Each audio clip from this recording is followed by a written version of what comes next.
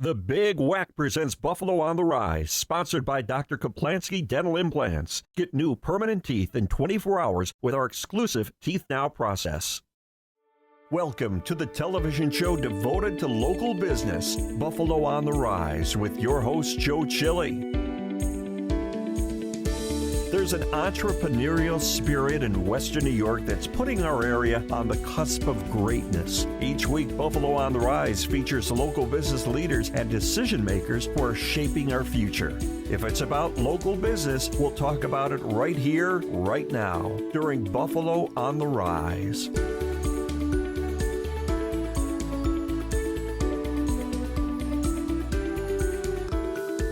I'm Joe Chili. On this edition of the Big WECK's Buffalo on the Rise, I'll introduce you to some interesting people, unique places, and leaders in health, like Doctor Christian Miliotto from Western New York Pain Relief, with proven therapies to get rid of your pain.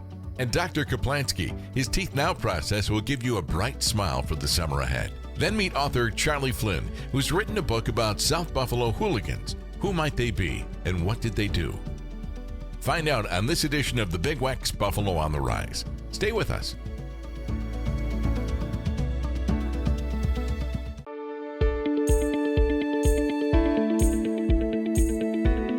Hi, I'm Joe Chili. Mornings from 7 to 9 on Buffalo's oldie station, the Big WECK. Joining us on the Big WECK's Buffalo on the Rise today is Dr. Christian Miliotto from Western New York Pain Relief. Doc, how are you? Splendid. Splendid. Yes, indeed.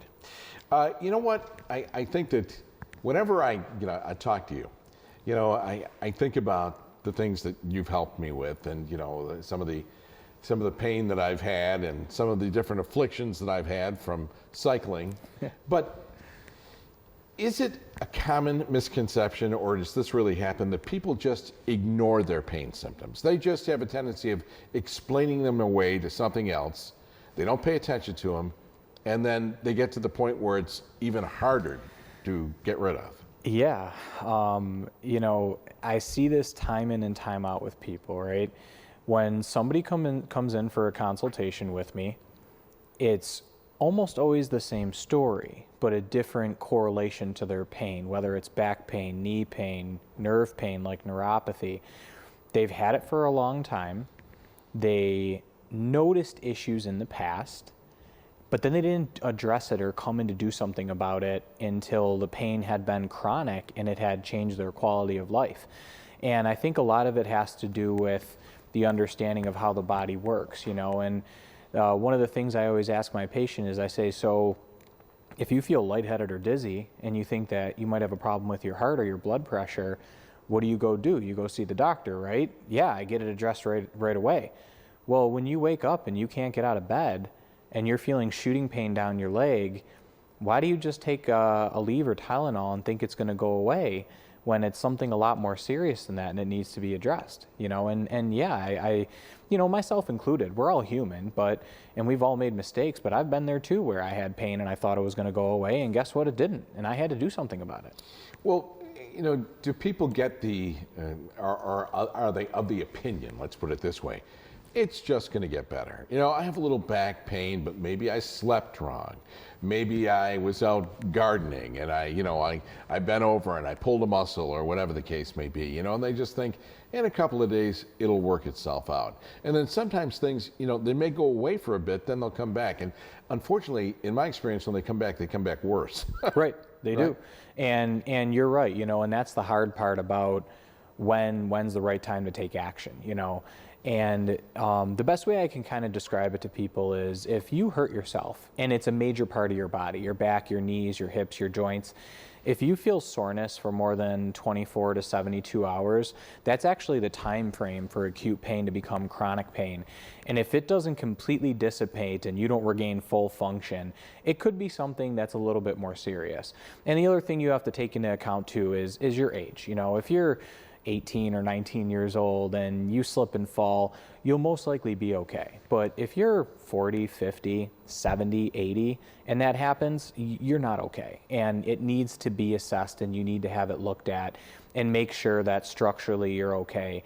And I've seen it a bunch of times where somebody fell and hurt their back. They came into me a few months later. They said, it's just nagging. And I get x-rays and they have a fracture in their spine. that's something you have to worry about and you have to be very cautious of. How many times do you get a patient that'll come in and say, I'm just getting old. I'm getting older. You know, I have to live with it. There's nothing I can do about it. And what do you say to them? Well, that's 95% of the people that I work with. And I don't blame the people, the patients themselves. I blame the doctors. When you go and you see a doctor and you have musculoskeletal pain, bones, joints, and ligaments, 9 times out of 10, the doctor you're working with can't properly address it. Your primary can send you for imaging, but usually you guys will know that they'll refer you out or give you some pain medication. A neurologist might do tests to analyze what type of nerve problem you have, but once again, it's pain medication, injection, or referral for physical therapy, chiropractic, or otherwise. But the truth of the matter is age actually has nothing to do with it. For example, in my office, we utilize researched and evidence-based medicine. So what that means is we're actually using treatments that can help tissue heal. Most people are told you can't heal nerve damage, you can't heal musculoskeletal issues, you can't heal a damaged disc. Yes, you can. Spinal decompression is the most advanced treatment in the world for people to avoid back surgery. We have 2 special machines that are customized for nerve and joint damage, so I can help people with swelling, edema, balance issues, sciatica, neuropathy symptoms like numbness, burning, or tingling. I can rehab balance issues. I can rehab weakness and heaviness in your legs.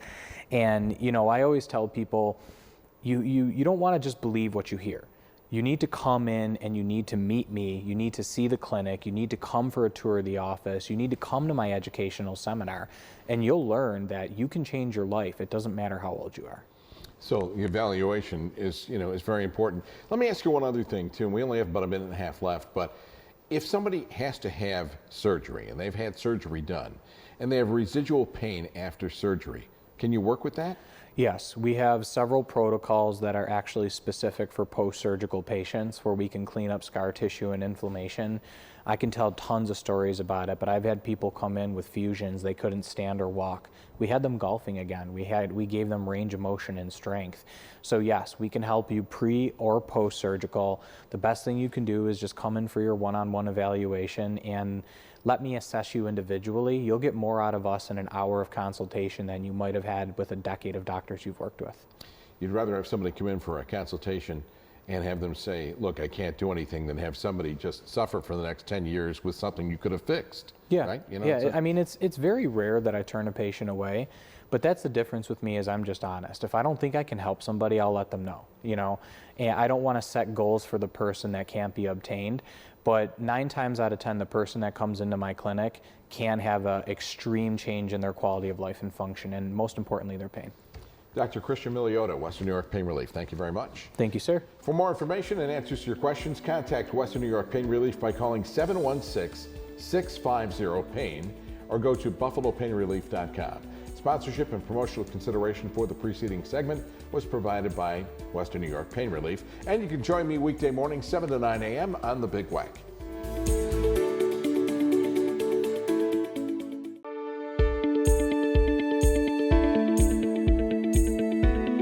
I'm Joe Chili. You can listen to me mornings on the Big WECK.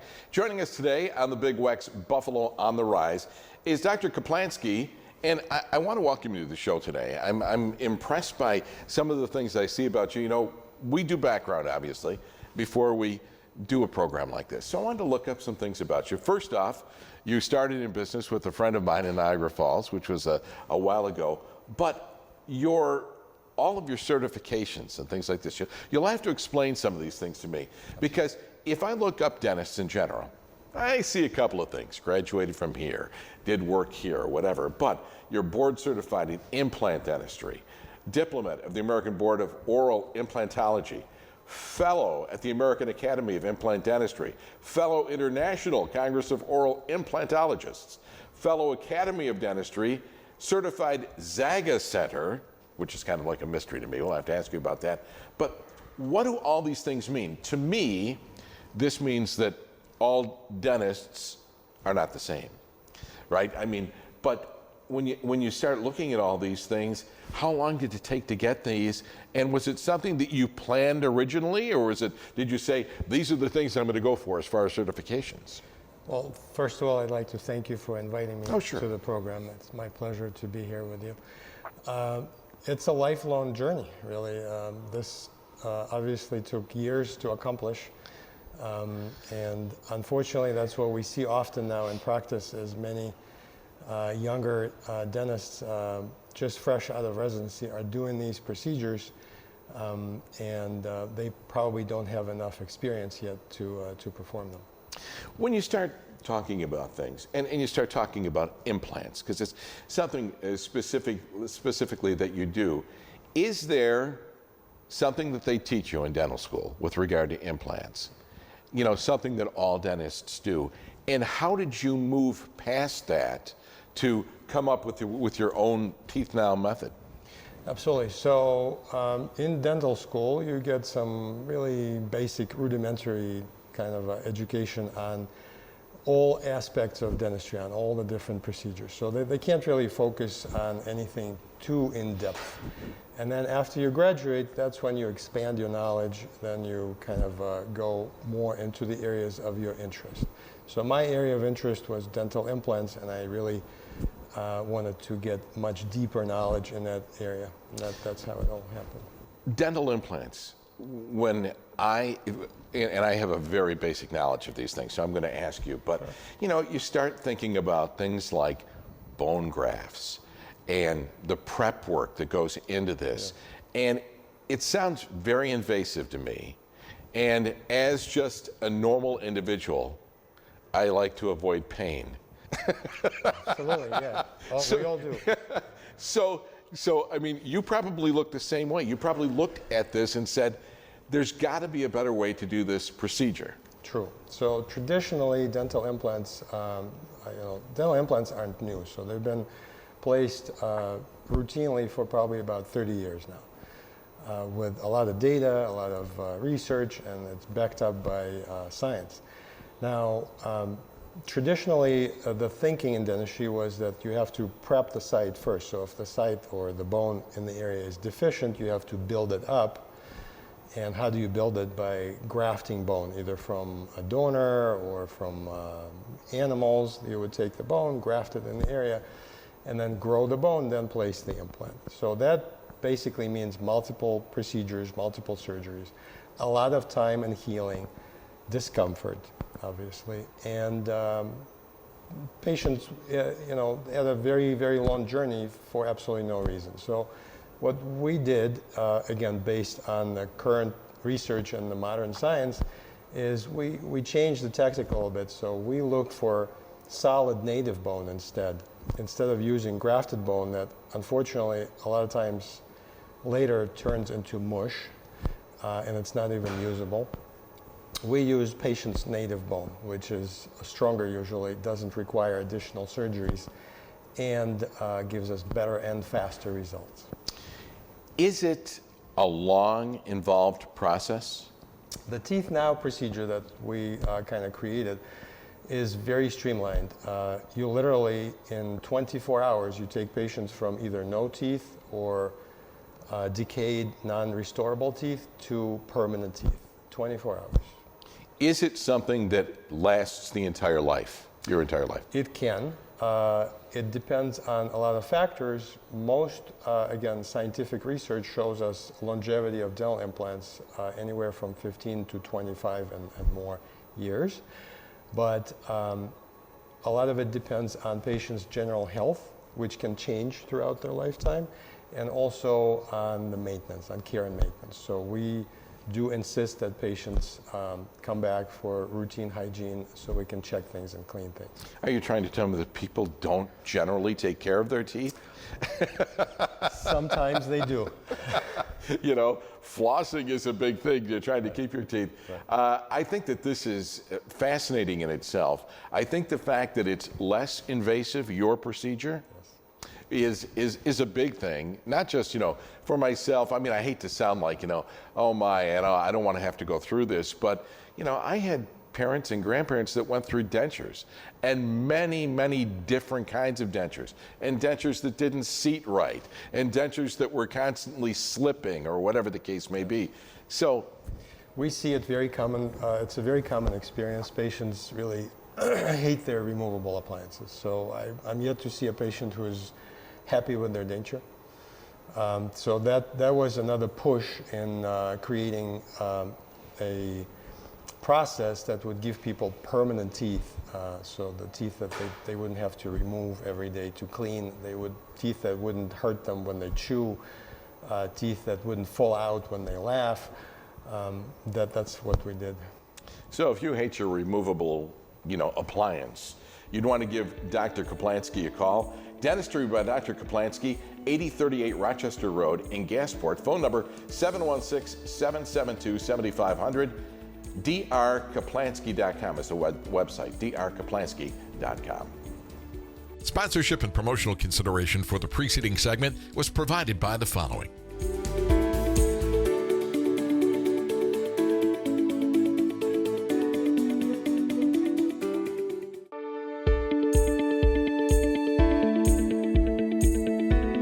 Hi, I'm Joe Chili, mornings from 7 to 9 at Buffalo's oldie station, the Big WECK.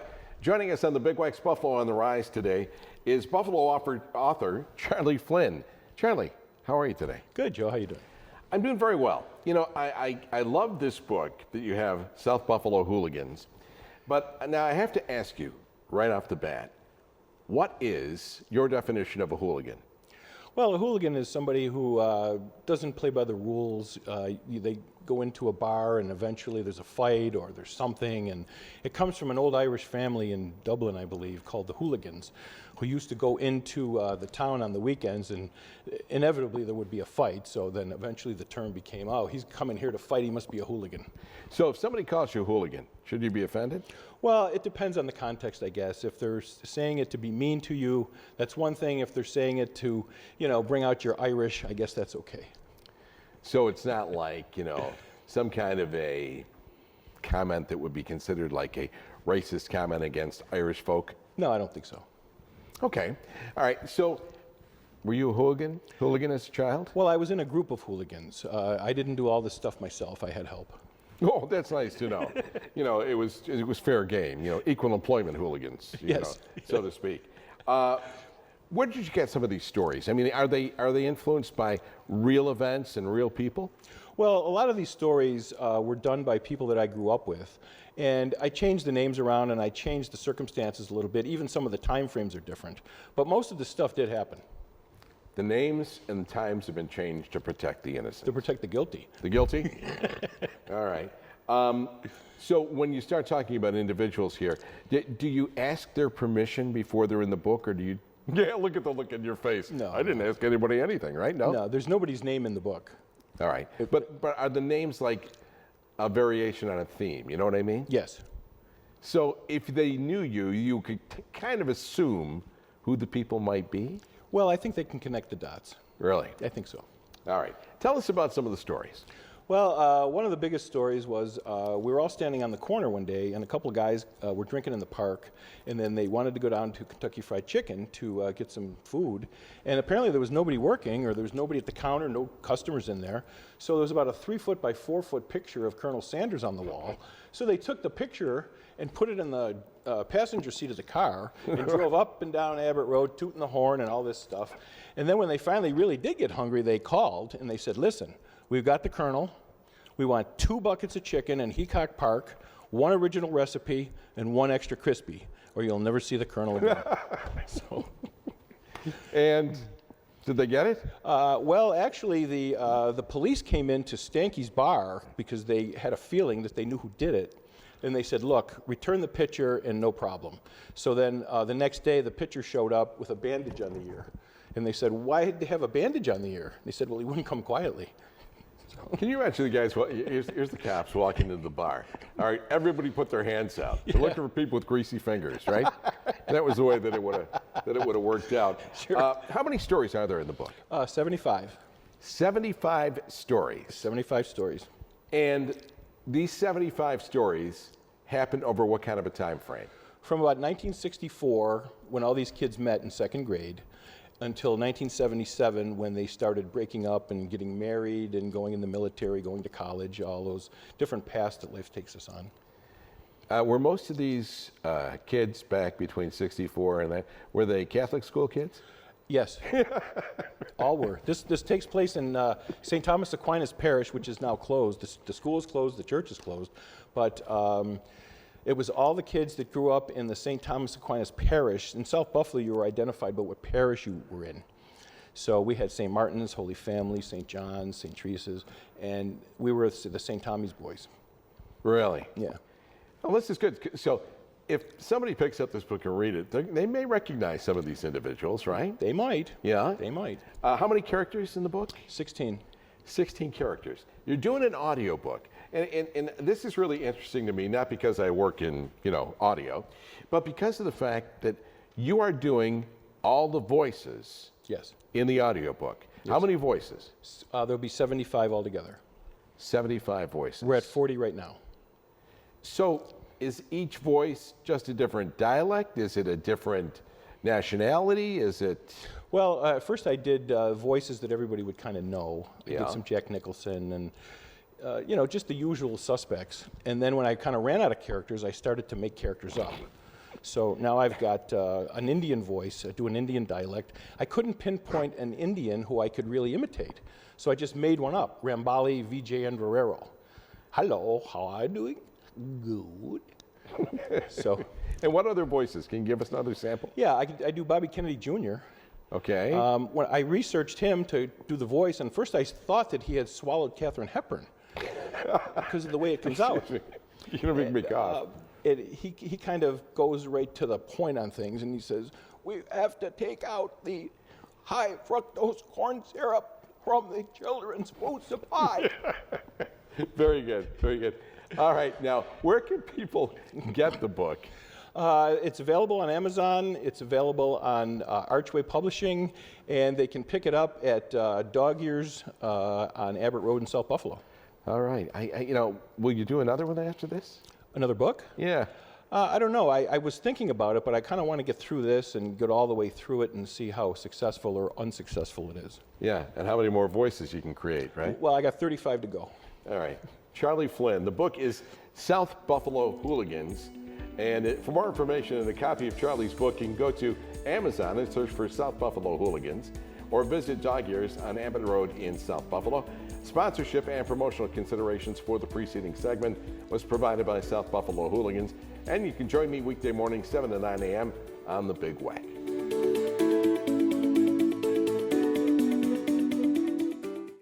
Thanks for watching this edition of the Big WECK Presents Buffalo on the Rise.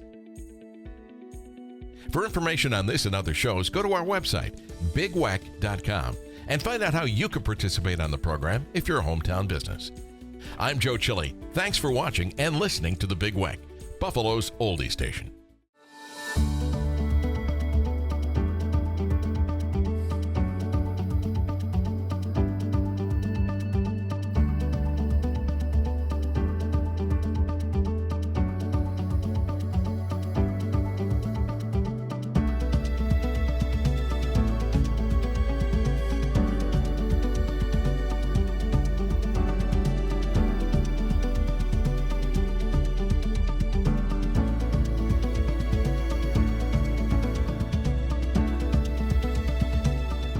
The Big WECK Presents Buffalo on the Rise was sponsored by Doctor Kaplansky Dental Implants. Get new permanent teeth in 24 hours with our exclusive Teeth Now process.